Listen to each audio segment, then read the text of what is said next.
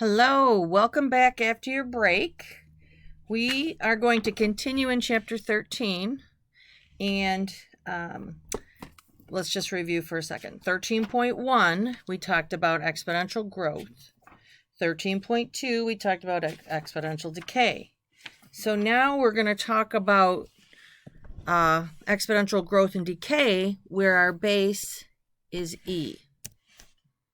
All right, E is a constant who has this approximate value. We always just call it 2.72, right? Approximately. It's used extensively in calculating growth and decay, and it's called Euler's number, after the Swiss mathematician. Now, the thing about growth and decay, exponential growth and decay, is we see this happening in nature. When we talk about bacterial growth, right? Carbon dating.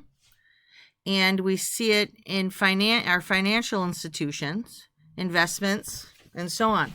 So if you ask, why do I need to know this? Exponential growth and decay is very important. You're going to use it in many, many, many professions that you might, go after in college. All right. So let's compare. Here was our growth and decay general formula from the first two sections, right? When B was greater than 1, we had growth. And when B was between 0 and 1, we had decay. Well, E, written like this, right? E has this approximate value, 2.72. So this is actually a growth, right? Exponential growth. We use the same reference points. When we talked about growth in 13.1, growth looks like this. We had two reference points we used. The first was 0, 1. We used that reference point here. The second was 1, comma B. Well, that's exactly what this is. Okay, so we used the same two reference points for this growth with base E. Now let's visit end behavior on my quickly sketched graph here. So as x approaches infinity, the graph itself is approaching what?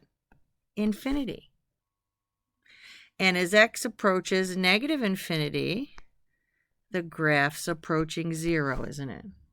So this is very similar to something, for instance, f of x equals 2 to the x, right? This is a growth, where this is 0, 1.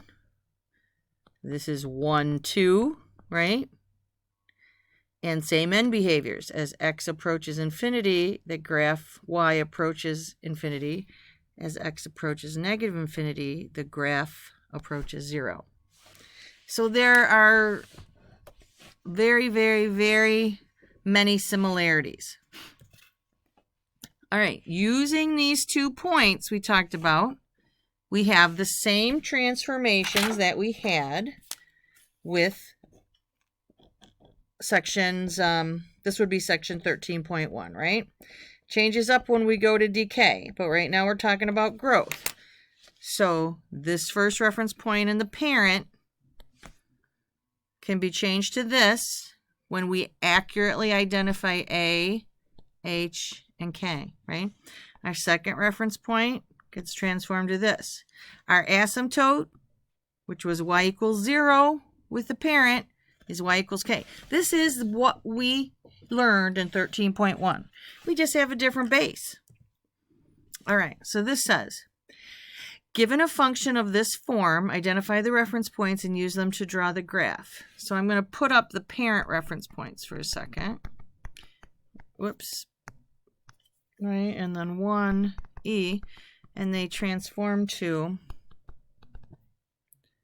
remember, you will be given this information. You won't have to memorize it. You just have to know how to use it. Okay, so let's go to this equation. All right, well, A equals 3, H equals negative 1, K equals 4. All right, so our 0, 1 point becomes H, which is a negative 1, A plus K, 3 plus 4. So our first reference point is negative 1, 7. Our second reference point is going to be h plus 1. So negative 1 plus 1 is 0. A, E, plus K.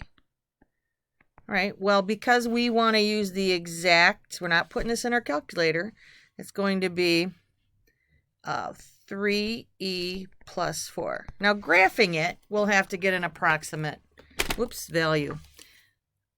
I forgot to put the 0, right? Okay, so let's, there's our transformations. Let's do the asymptotes. Y equals K is our asymptote.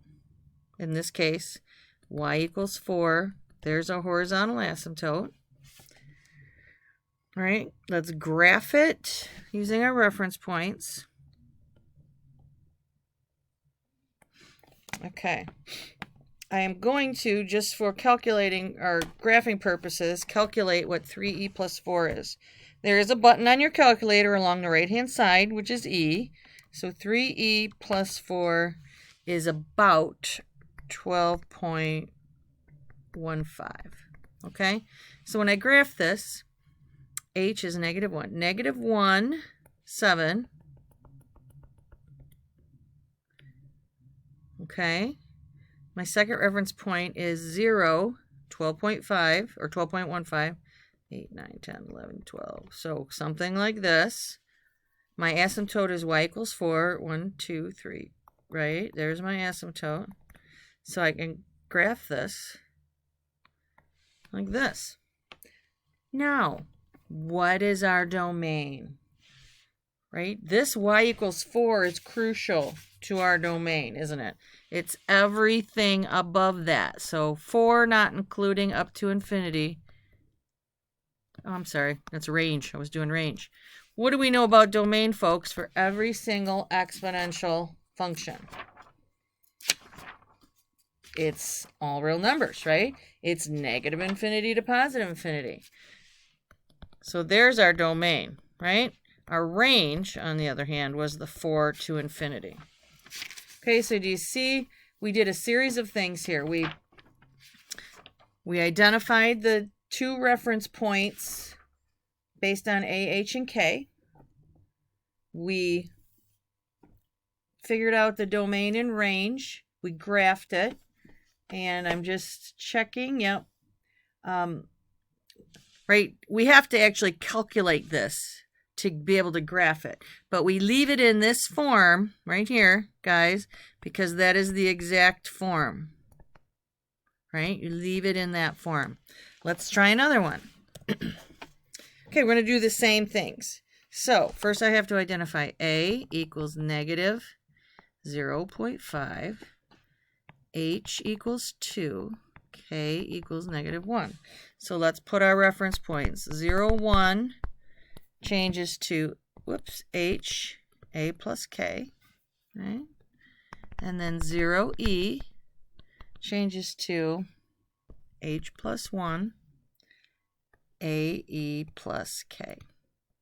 Right, so our first reference point is going to be H, A plus K, negative 0.5 minus 1. So our first reference point is 2, negative 1.5, right? Okay. Our second reference point is H plus 1. 2 plus 1 is 3. And then it's negative 0.5 E minus 1. There's the point, right? So if we look at transformations for a second, remember we can be asked to describe transformations.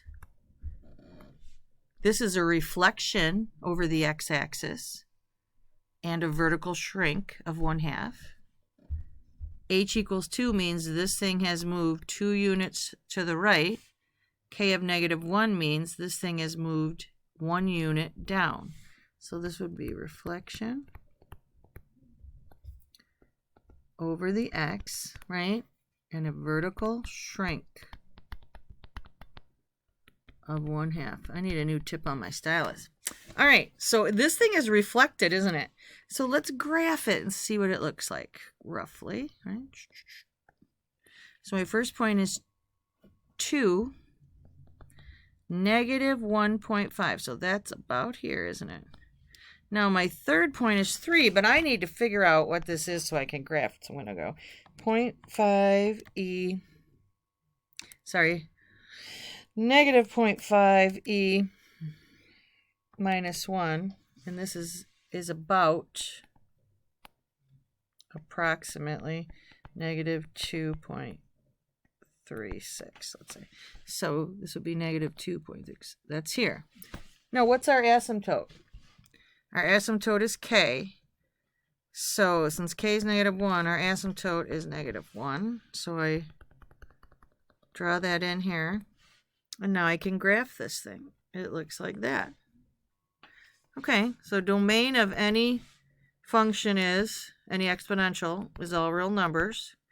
Our range is everything less than negative 1. So remember, folks, it's the smallest number to the largest number. We have an issue with that, so we need to tune in. This one will be from negative infinity up to negative 1. Okay? So those are two examples where we're pulling out H, and K. We're figuring out the reference values. We're graphing it, and we're figuring out domain and range. But now we're going to write equations, and this is what we did. And these are probably the toughest ones here, but let's try them. We're going to write an equation. If this video ends, I will start the next one, okay? So just keep following what I'm doing here. So we know that if we have a growth, and we'll say an E growth, right? There's two reference points we worry about, 0, 1, and 1E. So we need to be able to pick these off the graph. Okay, 0, 1 transforms to this. H, A plus K. And then 1E transforms to H plus 1, AE plus K. Remember, your job is to look at these 2 points that are given and match them up with the reference points. Well, it's clear to me that this 0, 1 point corresponds to the 4, 6. Therefore, this other point is 5, 2E plus 4. All right, they give us an asymptote here. The asymptote automatically tells us that K equals 4, right? So I'm going to put that up here. K equals 4. So we have that. Okay, looking just at the first reference point. We automatically know that H equals 4. So K equals 4 and H equals 4, right? Now, A plus K equals 6. We don't know A yet. A plus 4 equals 6, so A equals 2. All right. Well, we almost have everything. Let's see. A, H, and K. Let's look at the second reference point and see what we have to do. H plus 1 equals 5. 4 plus 1 equals 5. That works. AE plus K equals 2E plus 4. Does that make sense? A equals 2, K equals 4. Bam. We have our equation. Looks like this. G of x equals A, which is 2, right? E to the x minus h. H is 4. X minus 4 plus K. K is also 4. The difference between this one and the exponential growth is in the exponential growth, we had to find B, right? In this case, we don't, because B is A. When you're talking about base E, exponential growth, we don't have to find B. What I used the second point was to verify that my A, H, and K were correct. All right, we're going to end here and pick up in the next video, okay?